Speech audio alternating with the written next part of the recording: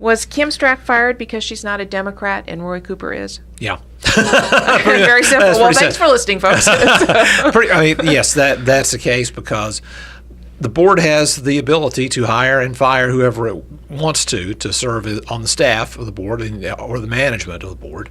And Kim Strach was removed because the board wanted to get another Democrat there. I mean, it's pretty clear that the backstory here, it looks as if the individual members of the board on the Democratic side, the 3-2 majority of Democrats, met separately with the new executive director, who's Karen Brinson Bell, and made sure they didn't evade open meetings laws, or didn't violate them by meeting as individuals with her, and not enough to form a quorum where they would actually have to convene the entire board. So the Republicans never actually met Ms. Brinson Bell before she was hired.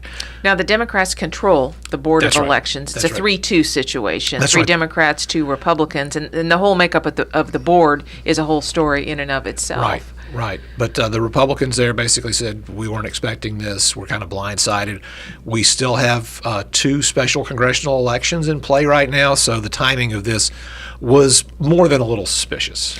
The fascinating thing about this is that she has received praise from Republicans, from Democrats, about the quality of her work, her expertise, and her ability to really do things without political partisanship, including being involved in this District 9 race, which ended up with the Republican who appeared to have won the race on election night, Mark Harris, not being certified. So is it just simply that the Democrats who now control the governor's office just simply wanted a member of their party? Yeah, and there was also some pushback as well, because during the various iterations of the board that took place over several years that we've discussed earlier on the show about the way that the board was reconfigured in different ways and then struck down by courts and then reconfigured other ways, one of the provisions that was particularly galling for the governor and for other Democrats was the fact that the law that created many of the versions of the election board